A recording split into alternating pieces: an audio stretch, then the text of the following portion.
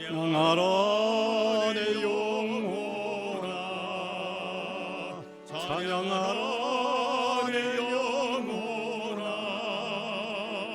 온 마음과 정성 다하여 주 찬양하라.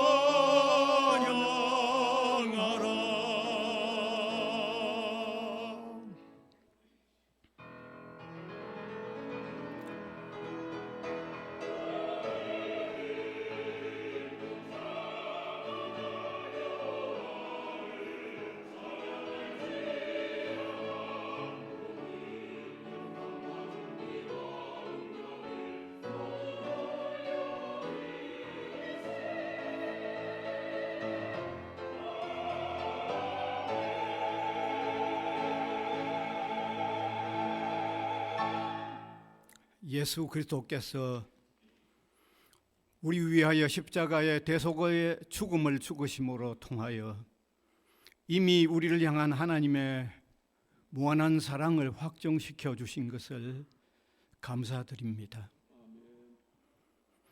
이 시간에 그 놀라운 사랑의 깊이와 넓이와 높이와 그 풍성함을 생각하면서 감격한 마음으로 우리 하나님께 예배로 영광 올려드리는 저희들이 되게 하여 주시옵소서. 성령께서 우리 마음을 사로잡으사 예배에 합당한 마음들이 되게 하여 주시고, 우리 예배를 하나님이 받으시고 기뻐하시고 주님의 백성된 우리에게 베풀어 주실 긍휼을 이 예배로 통하여 우리에게 풍성하게 허락하시옵소서. 예수님 이름으로 기원하옵나이다. 아멘.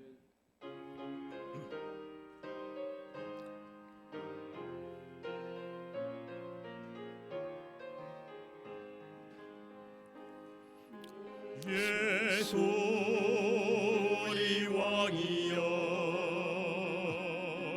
이곳에 오셔서 우리가 왕께 드리는 영광을 받아주소서. 우리는 주님의 백성, 주님은 우리 왕이라. 왕이신 예수님 오셔서 좌정하사 다스리소서. 예수 우리 주시여, 이곳에 오셔서 우리가 주께 드리는 찬양을 받아주소서. 우리는 주님의 종들, 주님은 우리 주시라. 주 대신 예수님 오셔서 이 찬양을 받아주소서.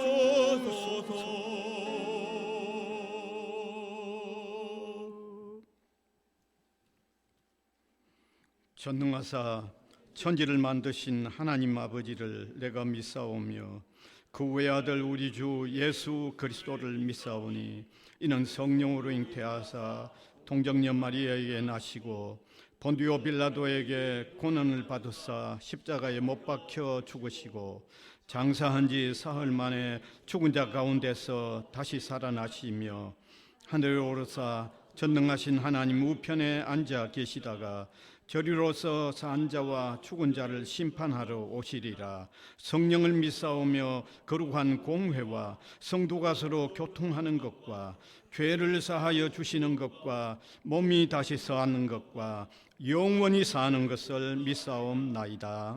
아멘.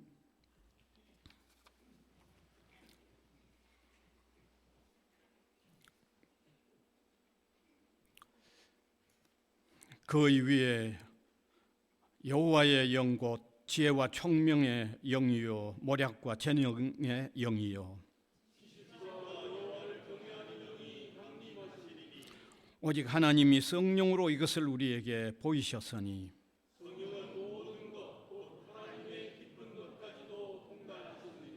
내가 아버지께 구하겠으니 그가 또 다른 보혜사를 너희에게 주사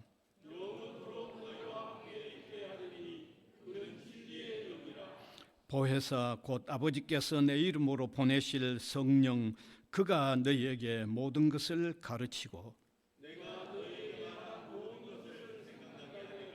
오직 성령이 너희에게 임하시면 너희가 권능을 받고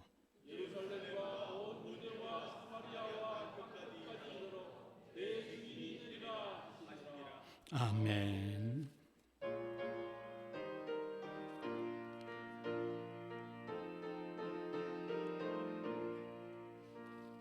빈들의 마른 불같이 시들은 나의 영혼 주님의 약속한 성령 간절히 기다리네. 가물음의 마른 땅에 단비를 내리시되 성령의 단비를 새 생명 주옵소서. 반가운 빗소리 들려 산천이 춤을 추네. 봄비로 내리는 성령 내게도 주옵소서. 가물음의 마른 땅에 단비를 내리시되 성령의 단비를 부어 새 생명 주옵소서. 절 따라 우로를 내려 조목이 무성하니 갈급한 내 심령 위에 성령을 부어소서. 가물음의 마른 땅에 단비를 내리시되 성령의 단비를 부어 새 생명 주옵소서. 절대신 사랑의 언약 어길 수 있사오랴. 오늘의 흡족한 은혜 주실 줄 믿습니다. 가물음의 마른 땅에 단비를 내리시되 성령의 단비를 부어 새 생명 주옵소서.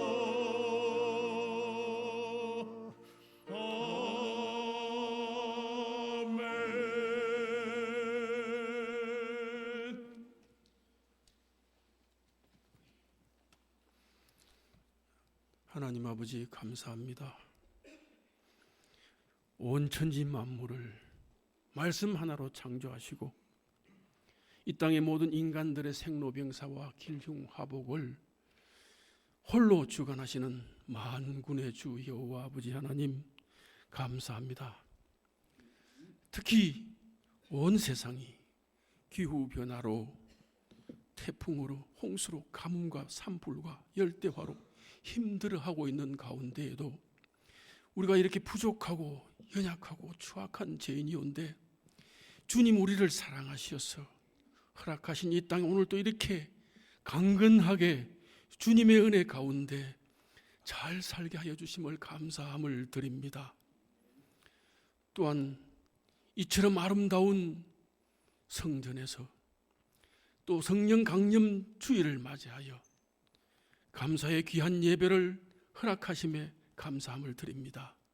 참으로 사랑이 많으신 아바 아버지 하나님, 죄악 가운데 있는 우리를 구원해 주시려고 독생자를 아낌없이 이 땅에 보내주신 극진하신 사랑을 감사하오며 또한 인간의 몸을 입고 이 땅에 오신 우리 주 예수님 생명의 말씀을 주시고 또 우리 영육간의 영혼이 죽을 수밖에 없음을 하신 우리 주 예수님께서 우리를 살리시려고 그 고귀하신 예수님 그 생명까지 저 십자가에 내려놓으신 극진하신 예수님의 사랑을 감사를 드리오며 우리가 이 땅 살 때에 저 십자가를 바라보고 저 희생의 십자가 부활의 십자가 영생 구원의 십자가, 참 사랑의 저 십자가를 바라보고 이 땅을 살아가는 것이 천국을 살아가는 것이요, 또한 우리가 죽어서도 저 천국에서 우리 주님과 친히 동행하며 귀한 천국의 삶을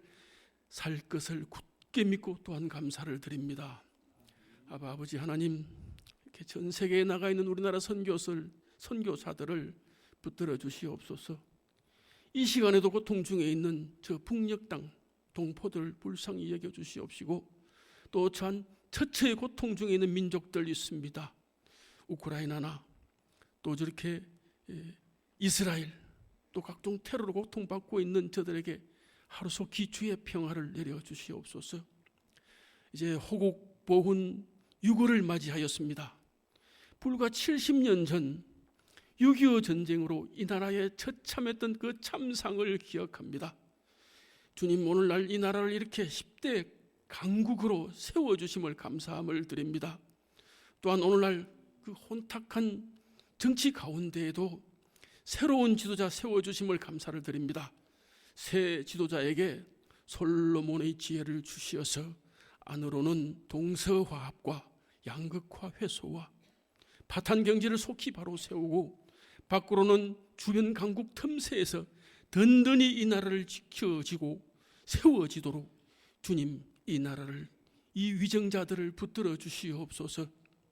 그리하여 추악한 탐관오리 물러가며 참 주님을 경외하고 국민을 위하는 정념하고 결백한 관리와 지도자들로 하여금 이 나라 이 민족이 동방의 이스라엘로, 동방의 제사장의 나라로, 전 세계로 전도와 선교의 물결이 넘쳐나가는 축이 되는 대한민국이 되게 하여 주시옵소서. 아버지 하나님, 우리 대학교의 임직자, 교역자, 모든 성도들 오로지 말씀 중심 성령 충만 세계 선교의 그 표대를 향하여 그 선을 이루어내므로 말미암아 아버지 하나님을 기쁘시게, 세상을 아름답게, 인간들을 행복하게 하는 그런 아름다운 교회가 되게 하여 주시옵소서.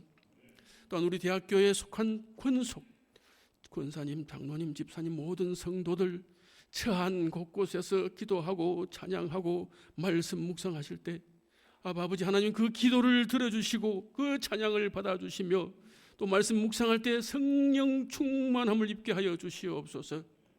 그리하여 우리 이웃에 있는 주민들, 또 학내 학생들, 교직원들, 그들에게 주의 크고 높고 놀라운 그 사랑, 그 의로 인도, 전도, 선교 선포하여 차고 넘치는 우리 대학교회, 성령이 활화산같이 타오르는 능력의 교회로 주님, 우리 모든 임직자, 교육자, 성도들 주의 능력의 장중에 붙들어 주시옵시고, 우리 모든 권속들 건강 지켜 주시옵소서. 또 우리 모든 권속들 그 기도 소망 주님의 은혜 가운데 이루어 주시옵소서. 특별히 오늘은 우리 수영로 교회에서 타교회 예배 참여 프로그램으로 참석한 성도들도 있습니다. 저들에게도 주의 은혜와 축복이 가득한 귀한 타교회 예배의 영육간에 강건함이 더하게 하여 주시옵소서. 은혜가 풍성하신 아버지 하나님, 몸소 택하신 성도들입니다. 여러 가지 문제로 어려움 당한 성도들 있습니다. 우리 주님, 저마다의 모든 사연을 밝히 아시는 우리 주님, 주님의 지혜와 사랑으로 채워주시고 부어주심으로 말미암아 저들의 갖가지 작은 소망 세워지고 이루어지게 하여 주시옵소서. 또한 여호와를 경외함이 지식의 근본인 근학 이념의 우리 부산 외국어 대학이 반드시 원래 글로컬 대학으로 선정이 되어 대학 선교 전도의 표변인 주님 나라 확장에 크게 기여할 수 있도록 우리 주님 인도하여 주시옵소서. 이 시간 귀하신 우리 목사님 우리 가운데 세워주심을 감사함을 드립니다. 오늘 성령 받음과 믿음이란 제목의 말씀을 하실 때 성령께서 함께 하시옵소서. 갈급한 저희에게 주의 은혜가 넘쳐나며 주의 귀한 축복의 시간 되게 하여 주시옵소서. 이 모든 말씀 반드시 세워주실 줄로 믿습니다. 우리 주 예수 그리스도의 이름으로 간절히 기도드립니다. 아멘.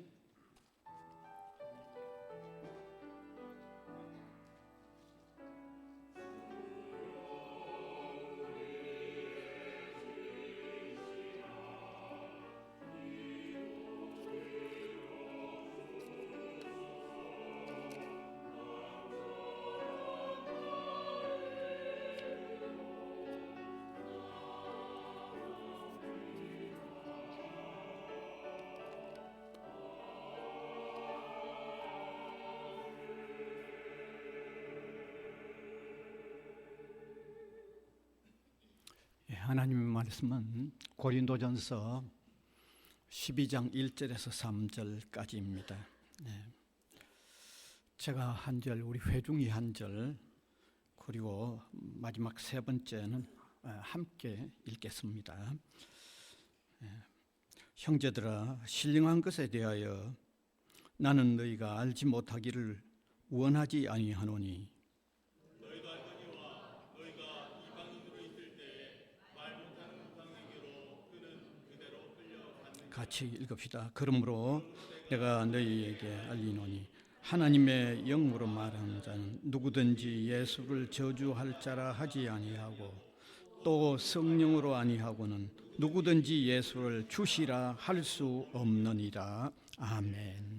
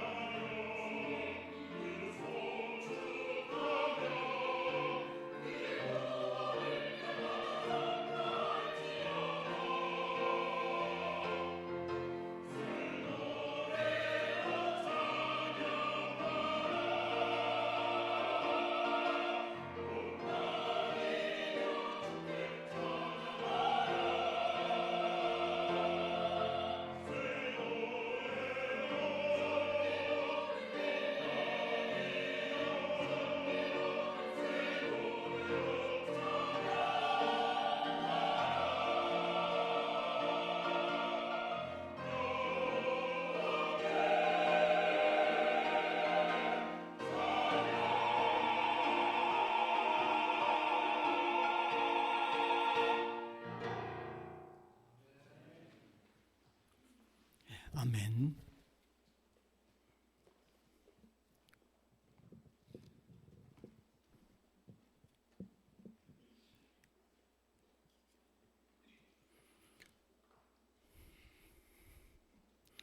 오늘은 성령 강림 기념주일입니다.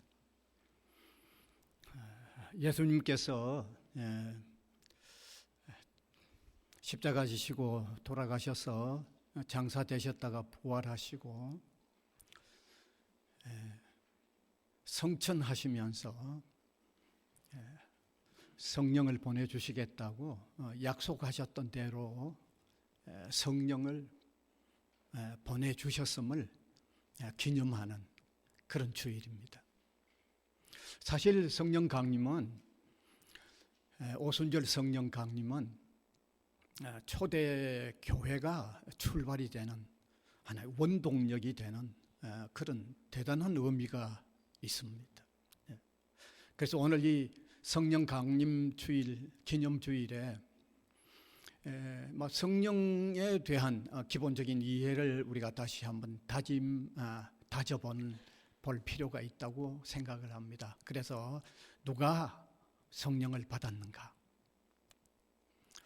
그다음에 또 기본적으로 성령 받음과 성령 충만은 어떤 차이가 있는가? 그리고 기본적으로 성령만 받으면 더 이상 성령은 받으려고 하지 않아야 하는가 하는 이런 문제.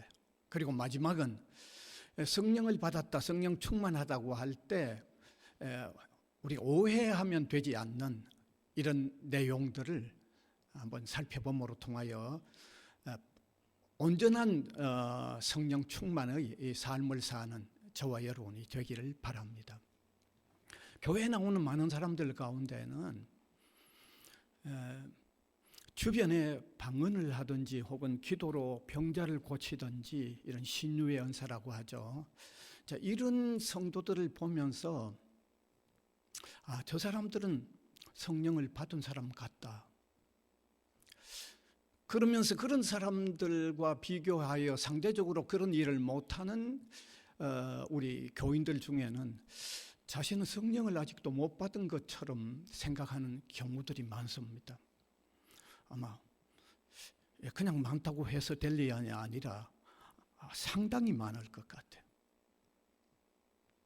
근데 그런 영향은 사실 오순절 신학의 영향이라고 저는 감히 말하고 싶어요. 오순절 신학의 영향. 오순절의 성령론은 우리가 기본적으로 성령 받는 것하고 성령이 충만한 것을 조금 더 명확하게 구분하여 설명하지 아니하고 그저 성령 충만에 대한 강조만을 그냥 너무 강조하다 보니까 그런 영향을 우리가 받고 있어요. 그 오순절의 성령론을 그다가 아주 핵심적으로 그들이 말하는 대로 한번 지적을 한다고 하면 바로 이렇습니다. 성령의 제1인침, 제2인침이 있는데 제2인침을 통하여 제1인침을 보증할 수 있다고 말하는 게 오순절의 성령론입니다. 그 1인침, 2인침을 제가 설명을 해야만 무슨 의미인지 정확하게 아실 거죠. 제1인침이라는 것은 기본적으로 예수 그리스도를 영접할 때 받게 되는 성령.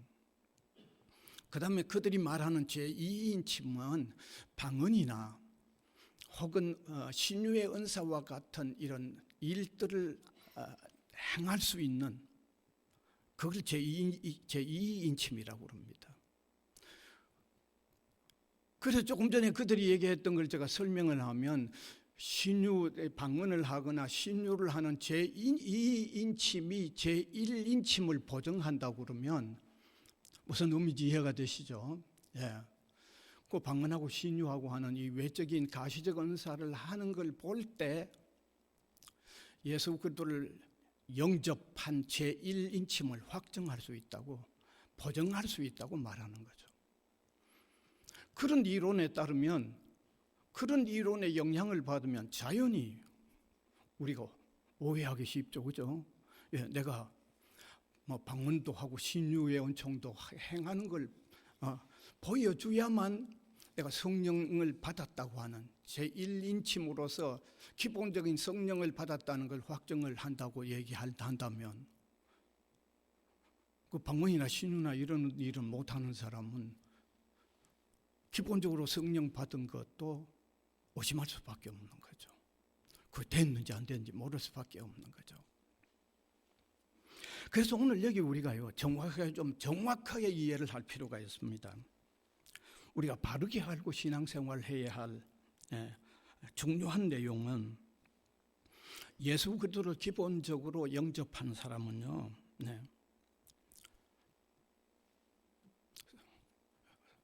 기본적으로 성령을 받았다고 믿으시면 됩니다. 왜냐하면 기본적으로 성령 받지 않고는 예수님 믿어질 수가 없기 때문입니다. 절대로 안 됩니다.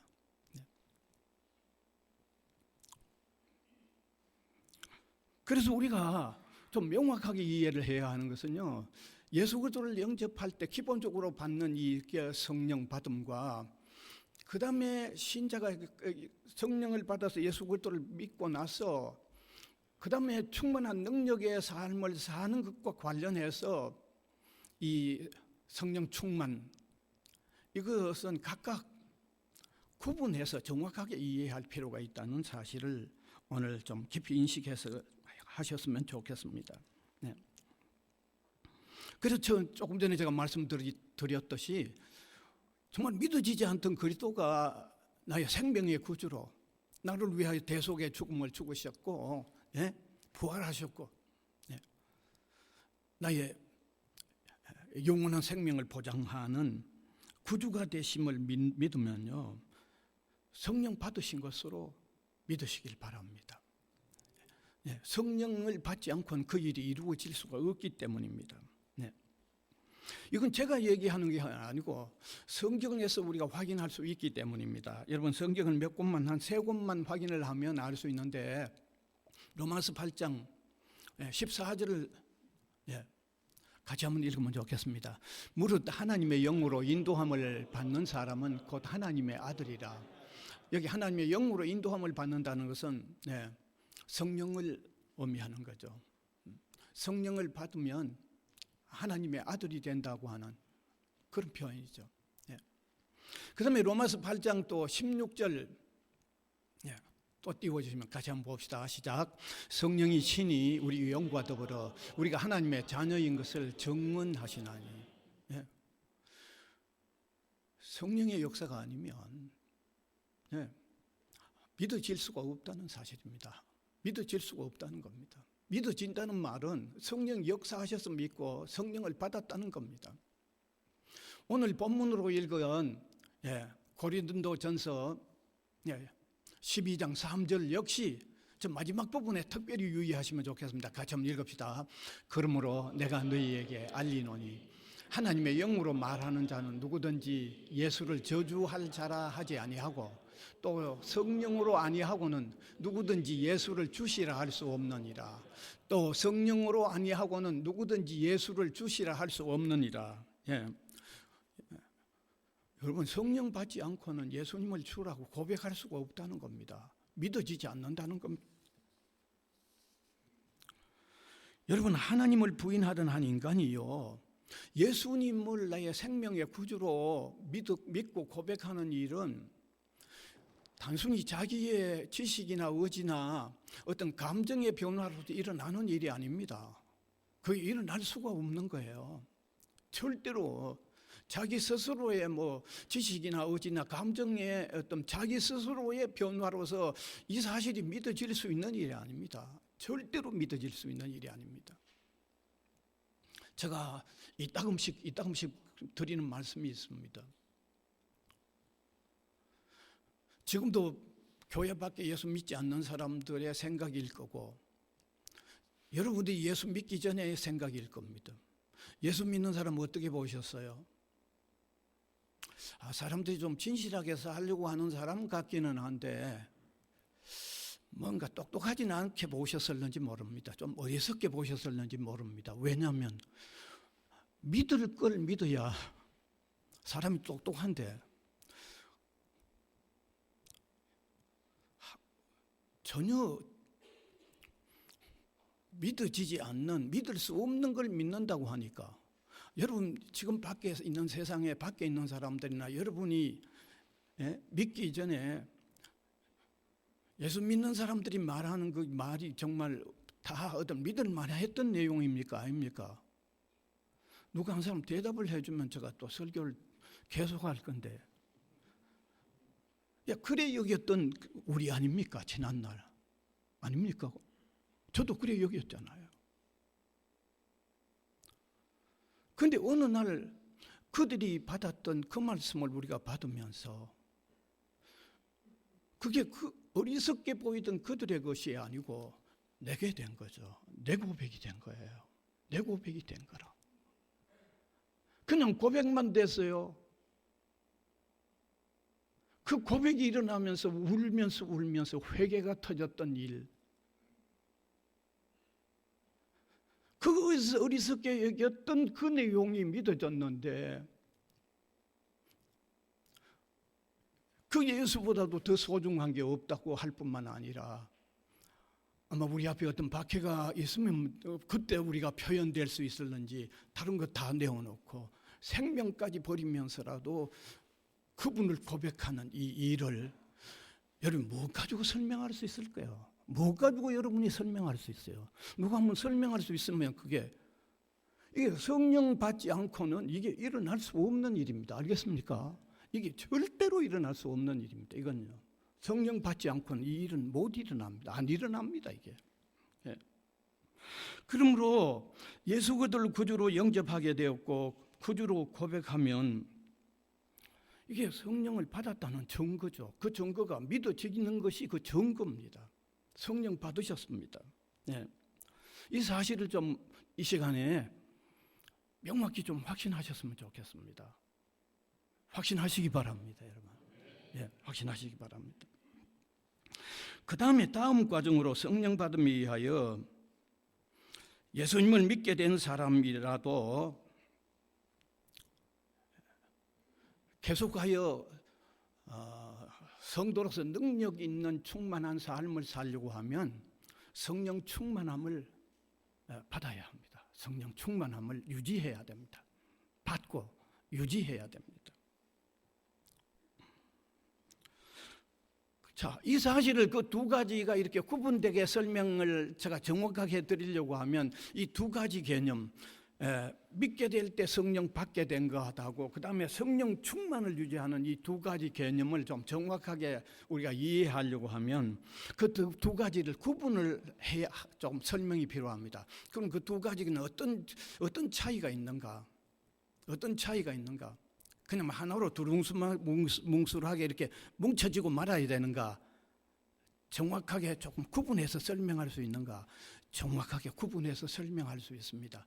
첫 번째, 예수 그리스도를 믿어지도록 우리 속에 오셔서 성령이 역사하는 이 성령 받음은요, 이것은 단회적인 사건입니다. 성령을 기본적으로 받아들이는, 그래서 예수 그리스도가 믿게 되는 이 일은, 이 성령을 받으면 단회적인 겁니다. 이건 한 번입니다. 한 번. 네. 이건 뭐 성령이 또 뭐 떠났다가 오시고 떠났다 오시는 게 아니에요. 우리가 예수 믿고 잘 못 사는 경향이 있더라도 우리 속에 계시면서 결코 떠나지 아니하고 탄식하시면서도 우리 속에 계시고 다시 떠나지 않습니다. 이건 단회적입니다. 단회입니다. 예. 그래서 이 사실은 로마서 8장 26절이 예수 믿을 때 영접한 그 기본적 성령 받음은 이게 단회성인 것은 우리가 잘못할 때 우리 속에 탄식하시면서도 안 떠나요. 그게 성경이 로마서 8장 26절이 보증하고 있는데 같이 한번 읽어보면 좋겠습니다. 같이 읽읍시다. 이와 같이 성령도 우리의 연약함을 도우시나니 우리가 마땅히 빌바를 알지 못하나 오직 성령이 말할 수 없는 탄식으로 우리를 위하여 친히 간구하시느니라. 다 떠나지 않아요. 기본적으로 예수 믿게 된 성령 받으면요. 단회죠.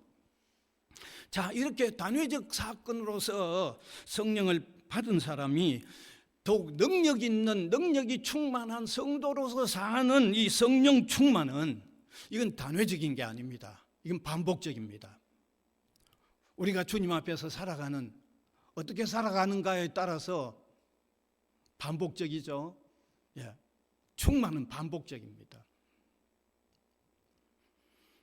예, 정말 주님이 내 마음에 왕좌에 앉아 계셔서 나를 송두리째 온전히 지배하시도록 내가 온전히 성령의 지배를 그냥 받으면 그건 충만한 상태가 지속이 되는데, 때로 살아가다가 내 의지대로 말씀에 불순종하고 어떤 유혹을 받거나 이럴 때는 그 충만한 상태는 충만해졌다가 하지 않을 수 있는 반복적인 사건입니다. 반복적인 사건이죠. 이것은 우리가 신앙생활을 오랫동안 해오면서 아마 경험을 하신 분들도 계실 겁니다. 내가 어떤 때는 성령 충만한 삶을 살았는데 어떤 때는 좀 불순종하는 삶으로 나가서 충만한 상태가 되지 못했다는 것을 아마 경험을 하셨을 겁니다. 이 충만은 반복적입니다.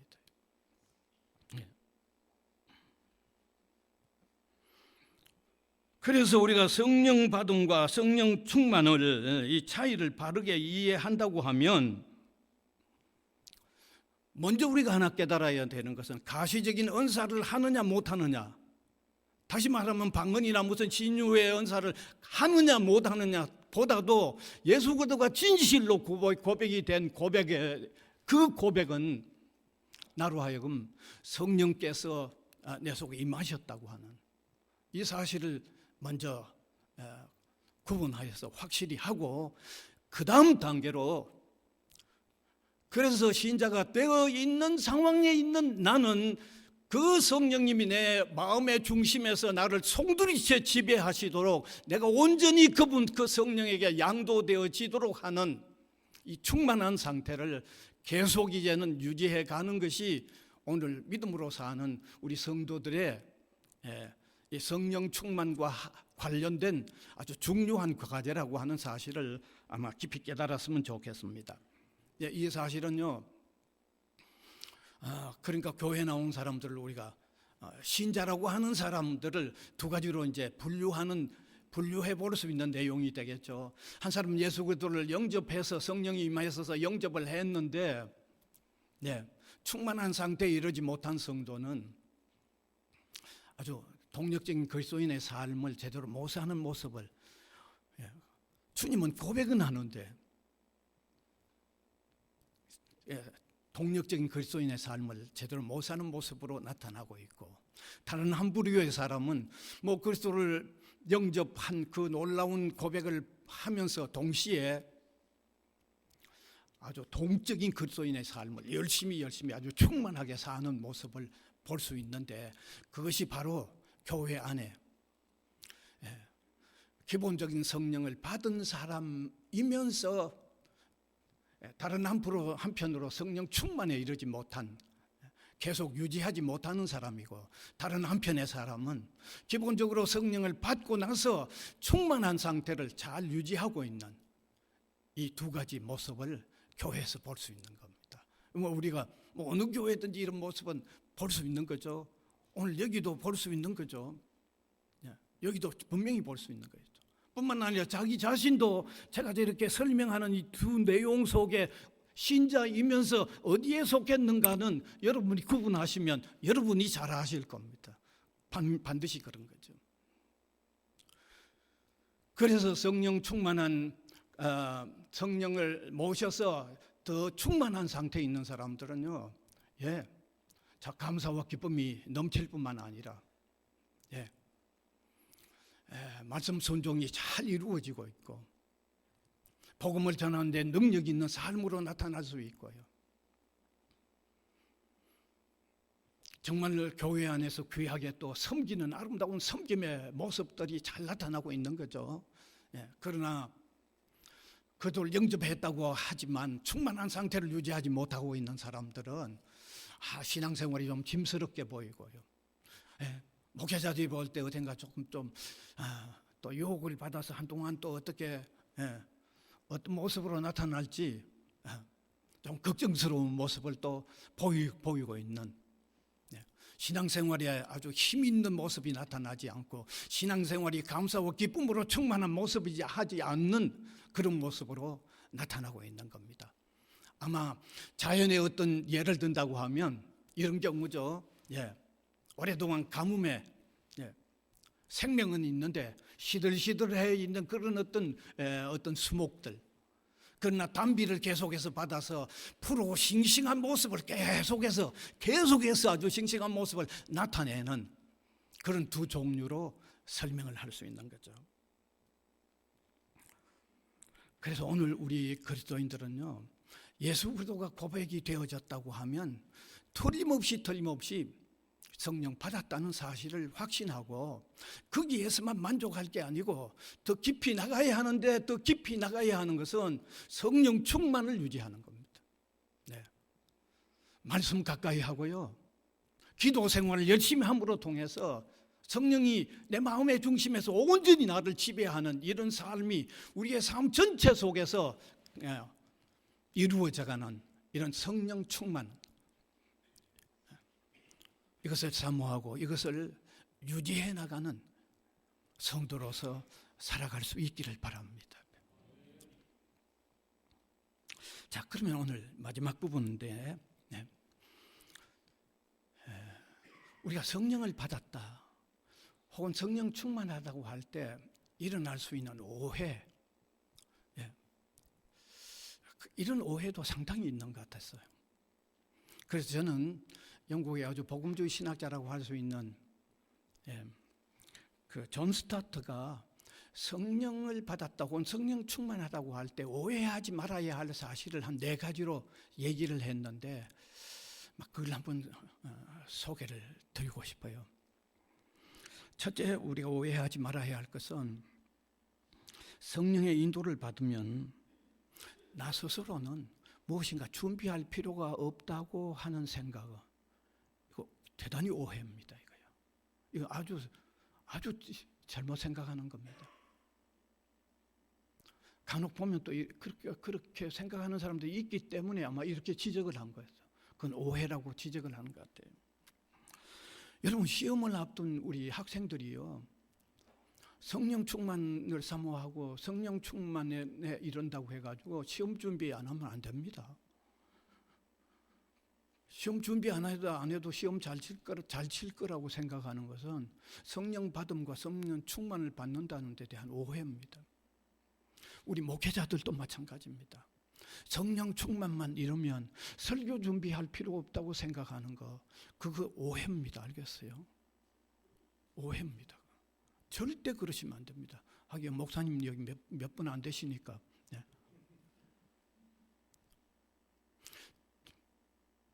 제가 남아에 있을 때 한 오순절 교회의 그 성도의 한 가정하고 좀 친했는데,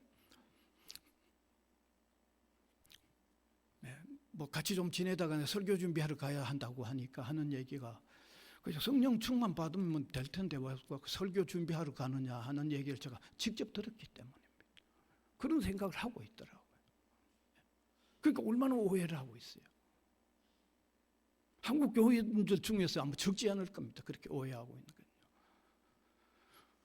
여러분, 성령 충만에 임한다고 할지라도 여러분 하시는 일 열심히 하시기 바랍니다. 열심히 하셔야 돼요. 그 다음에 두 번째 오해가 뭐냐면, 두 번째 오해는 성령의 인도를 받으면 성령 충만해 주면 반지성주의가 된다고 생각하는 게 오해라는 거죠. 엔티 인텔렉츄얼리즘이라고 해가지고, 성령이 충만하면 내가 지식 활동을 할 필요가 없다는 거죠. 지적인 활동을 할 필요가 없다는 거죠. 이런 예를 어디에서 좀 드는가 하면 바울의 예를 잘못 들고 있는 예가 있는데, 바울은 복음을 전할 때 고상한 말과 지혜를 사용하지 않는다는 그 성경의 말씀이 있습니다. 바울이 고상한 말과 지혜를 활용하지 않는다는 말은 세상의 통속적인 그런 지혜를 활용하지 않는다는 거죠. 그 다음에 헬라에 공상적인 수사를 도입하지 않는다는 그 말이지, 그가 복음을 전하는 데 있어서 인간의 어떤 지적인 지력을 활용하지 않는다는 말은 절대 아니거든요. 절대 아니죠. 그러니까 우리가 성경을 읽어보면 바울과 그때 함께 사역을 했던 동역자들이나 제자들이 지식을 얼마나 활용하고 있는 거 아니에요. 그냥 명문화되어 있는 어떤 내용만 가서 졸졸 읽어주는 게 아니고, 그 내용을 이해시키기 위하여 그의 지력이 동원되어 있고, 어떤 통계가 필요하면 통계를 동원하고 있고요. 예? 논리적으로 설명하고 있고, 그렇게 돼 있잖아요. 그렇게 돼 있잖아요. 그러니까 우리가 성령 받는다, 성령 충만에 이른다라고 하면 마치 반지식주의처럼 되는 거로 생각하는 것은 이건 대단히 오해입니다. 오히려 그 지식이 바로 활용되도록 성령께서 역사하신다는 그런 의미로 우리가 받아들여야지, 반지식주의가 된다고 하는 것은 대단히 오해라는 것을 아시길 바랍니다. 그 다음에 세 번째 지적은 이런 지적입니다. 우리가 성령을 받고 성령 충만해지면 내가 무언가 어떤 잘못을 했더라도 그걸 하나님께서 다 수정해 주신다라고 생각하는 것도 오해라는 거죠. 아마 그래서 이런 거하고 겹쳐져서 성령 충만하면 설교 준비할 필요도 없고 공부도 할 필요도 없다고 아마 연결이 되어 있는지도 몰라. 왜? 준비하고 잘못 설교해 놓으면 하나님께서 다 고쳐준다고 생각하니까 준비하지 말라고 하고 있는지 모릅니다. 그건 엄청난 오해죠. 이거는 어마어마한 오해죠. 그래서 존 스타트가 이런 말을 하죠. 이건 경건이 아니고 참남이라고까지 비평을 했습니다. 엄청난 문제라는 거죠. 그럼 네 번째로는요, 성령 충만에 성령을 받으면 성령께서 우리의 개성을 억눌러 버린다고 생각하는 것도 오해라고 말합니다. 성령이 완전히 지배하시면 인간 자신은 개성도 사라지고, 그 다음에 자신의 인식 능력도 다 사라지는 상태가 된다라고 그렇게 생각하는 것은 이게 오해라는 겁니다. 오해라는 겁니다. 간혹 보면 성령 충만해지면 한편에서는 이렇게 슈퍼맨처럼 초인간적인 능력이 되는 것처럼 생각하고, 다른 한편에서는 또 이렇게 생각해요. 성령 충만함을 받으면 내 인식 능력은 아주 그러니까 옛날에 우리 한국의 어떤 그 귀신 들려 저 많은 사람들이 귀신 들리면 자기 인식 능력은 아주 모호해지고 비이성적으로 되어지는 것처럼 생각을 하는 것을 기독교가 성령 충만이나 성령 받으면 또 그렇게 된다고 생각하는 경우가 있다는 거죠. 이건 다 오해입니다. 여러분, 성령 충만은 우리가 정말 정확하게 이해하면 자아인식이 오히려 더 분명해집니다. 알겠어요? 더 또렷또렷해집니다. 성령께서 가장 명료한 지성, 이성, 의지의 사람으로 명료하게 이끌어 나가는 게 그게 오히려 성령 충만에 해당하는 거죠. 그리고 가장 건전한 인격과 의식 속에서 주의 능력을 역사하게 되죠. 비이성적인 애매모호한 흐리멍텅한 상태에 무슨 능력을 나타내는 게 아니고 가장 명료한 인식 가운데서, 의식 가운데서 주의 능력을 역사하게 되는 거죠. 그래서 성령의 열매 9가지를 보더라도 나라는 인간이 비이성적으로 되어가서 뭔가 이루어가는 게 아니라는 걸 알 수 있죠. 성령의 9가지 열매, 사랑, 희락, 화평, 오래 참음, 자비, 양선, 충성, 온유, 절제. 저게 내가 비이성적으로 저런 길로 가는 게 안 맞잖아요. 저거는 자인식이 명료하고 내 지식의 활용이 바른 온전한 상태에서 내 인식 능력이 온전한 상태에서 삶 전체가 조화롭게 이루어가는 그 모습이 성령의 9가지 열매잖아요. 저게 9가지 열매잖아요.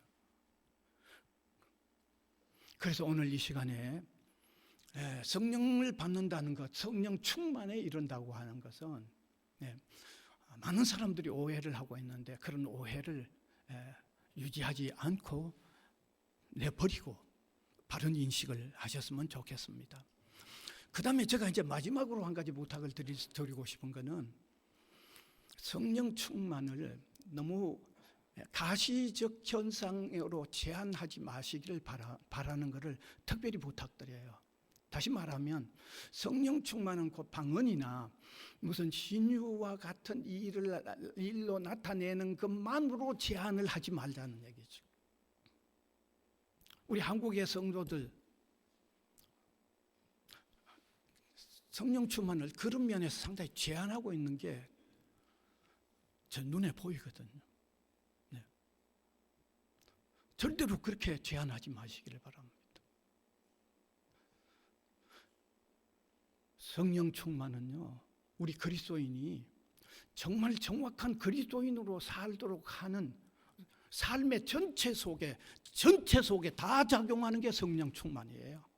그저 방언하거나 신유의 은사를 하는 그런 제한 속에서 작용하는 게 아니에요. 성도가 성도로서 바로 살도록 하는 모든 삶 전체에 아주 총괄적으로 적용을 하고 있기 때문에 아주 그 부분 가지고 저 누구 성령 충만하다, 누구 성령 충만하지 않다고 그렇게 제한하지 말자는 거죠.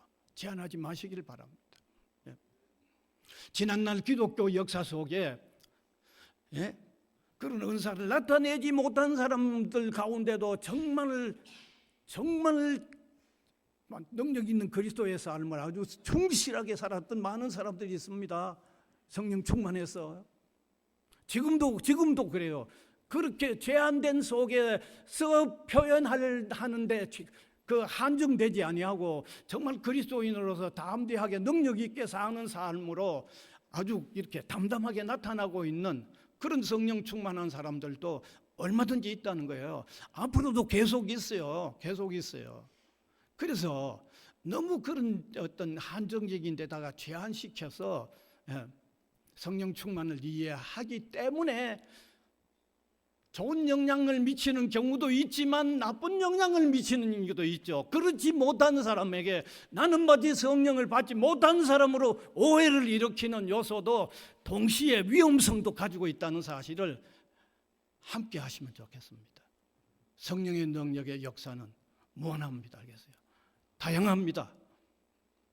그렇게 인식하시면 좋겠습니다. 그래서 이제 말씀을 맺겠습니다. 기본적으로 우리가 성령을 받음과 성령의 충만함 이 개념들을 명확히 이해를 하시고 예수 그리스도를 믿으면 성령 받았다고 하는 확신을 하시고 받았지만 거기에만 머물지 말고 또 충만한 자리에 이르는 이것도 우리 성도라면 반드시 그렇게 충만해야 한다고 하는 이 사실도 깨달아서 말씀에 순종하고 기도 생활과 같은 이런 기본적인 이런 중요한 신앙생활로 통하여 성령 충만을 유지하는 저와 여러분이 될 수 있기를 바랍니다. 뿐만 아니라 오늘 우리 주변의 이 성령과 관계에서는 늘 오해를 일으키는 요소가 많기 때문에 바르게 알고 성령 충만한 삶을 사는 저와 여러분이 될 수 있기를 간절히 바랍니다. 은혜의 주님 감사를 드립니다. 성령 강림의 이 기념주일에 또 성령에 대하여 기본적으로 우리가 이해하고 믿음의 생활을 해야 할 필요를 함께 나누었습니다.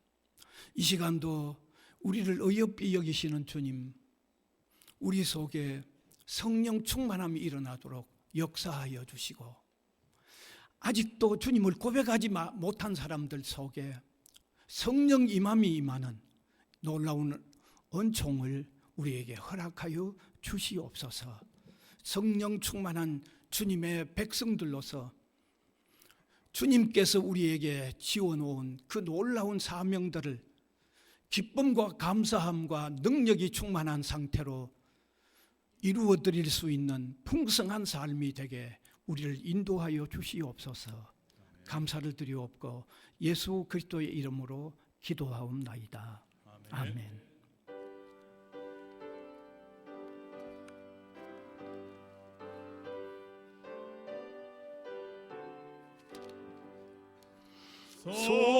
성령이여 강림하사 나를 감화하시고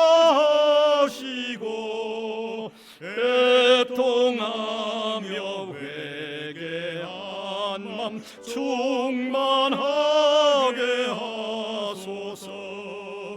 예수여 비오니 나의 기도 들으사 애통하며 회개한 맘 충만하게 하소서. 성령이여 강림하사 그 신감을 주소서. 원하오니 충만하게 하소서. 예수여 비오니 나의 기도 들으사 애통하며 회개한 맘 충만하게 하소서. 힘이 없고 연약하나 엎드려서 비오니 성령 강림하옵소서. 충만하게 하소서. 예수여 비오니 나의 기도 들으사 애통하며 회개한 맘 충만하게 하소서. 정케하고 위로하사 복을 받게 하소서. 충만하게 하시오니 무한 감사합니다. 예수여 비오니 나의 기도 들으사 애통하며 회개한 맘 충만하게 하소서. 아멘.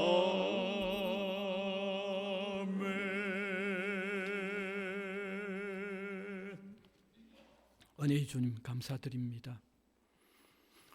우리가 살아가는 것 오직 전적 주님의 은혜입니다. 우리의 모든 것 주님으로부터 왔습니다. 지금까지 살아온 삶이 그러합니다. 앞으로 살아갈 삶도 분명히 그러합니다. 그래서 감사함으로 여러 제목의 예물들 올려드리는데 복음 전파에 소중하게 귀하게 활용되도록 주님 계속해서 인도해 주시기를 원하고 바랍니다. 사랑하는 성도들의 손길을 붙잡으사 주님의 무한한 사랑 더 깊이 깨달아지도록 도와주시고 위로부터 주어지는 참 지혜와 신령한 능력을 깨닫도록 인도하셔서 힘있게 살아가는 주님의 백성들 되게 하여 주시기를 원하옵고 바랍니다. 이 학원 위에 주님이 함께 하시고 귀한 인재들을 배출해내는 믿음의 학원이 되도록 주님께서 역사하여 주시옵소서. 감사를 드리옵고 예수 그리스도의 이름으로 기도하옵나이다. 아멘.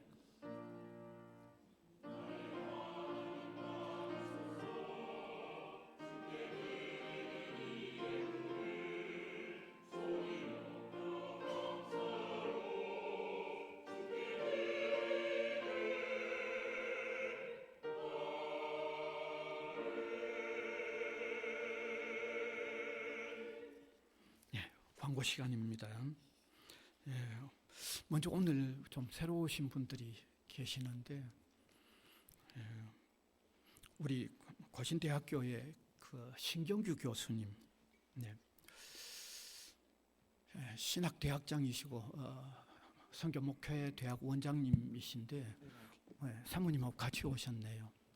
제가 고신대에 있을 때 같은 학과에서 같이 늘 일을 했던 분입니다. 그 다음에 또 오늘 꼭 좀 같이 좀 서 계시면 얼굴도 좀 많이 보여주면 좋은데, 귀한 우리 백바울 선교사님, 선교사님 부부께서도 오늘 참석하셨습니다. 같이 일어나셔서. 그리고 오늘 또 양성봉 우리 원장님 장남께서도 참석하셨어요. 감사합니다. 뭐 하실 말씀 좀 없습니까? 마치고 교제가 좀 되어졌으면 참 좋겠습니다. 그 다음 오늘 원래 수영로 교회에서 오늘 예배를 모이지 않습니다. 전국으로 흩어져서 예배를 드리는 그런 계획을 세워서 우리 교회에도 이 11시 예배에 수영로 교회 학생들이 한 20명 오기로 했는데 뒤에 변경이 되었어요. 2시에 오후 대학부에 오기로 했고, 혹 어쩌다가 오신 분이 계시면 한번 혹 오셔서 오신 분 계세요? 어쩌다가 없습니까? 오신 분 있으면 한번 일어서 주시면. 알겠습니다. 아마 2시에 18명이 온다고 제게 그 변경을 해서 말씀해 주셨어요. 그 다음에 여기 광고사항은 오늘 오후 1시 1층에서 작년 소그룹 성경 공부가 있습니다. 그 다음에 오늘 우리 성지고등부가 참석을 해서 또 감사를 드립니다. 그 다음에 이번 수요일은 우리 윤성은 목사님과 사모님이 매주 특별히 어디 안 나가시면 우리 교회 지금까지 계속 나와 계시는데 오시는데 이번 수요일에 설교 한번 하시겠습니다. 한국 칼뱅 아카데미 평생교육 원장으로 일하고 계시는데 감사합니다. 식사는 식권 받으셔서 식당을 기숙사 식당을 이용하시면 됩니다. 혹시 현금 보여주시고요. 착오가 있으면 언제든지 말씀해 주시면 되겠습니다. 그러면 일어나셔서 635장 찬송 드리겠습니다.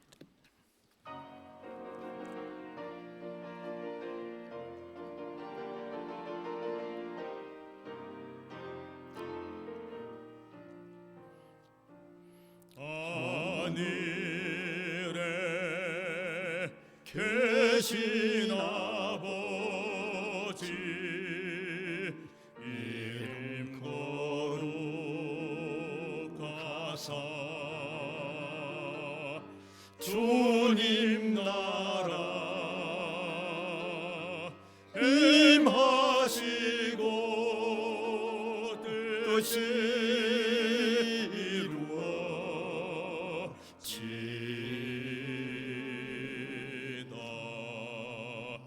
일용할 양식 주시고 우리들의 큰 죄 다 용서하옵시고 또 시험에 들게 마시고 악에서 구원하소서. 되게 주의 나라 주의 권세 주의 영광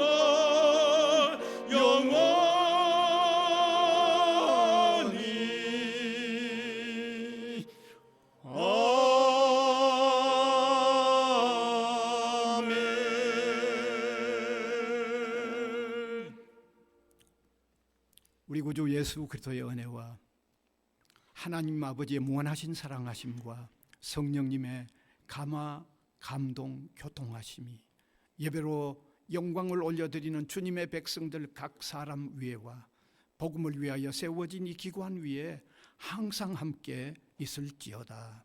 아멘.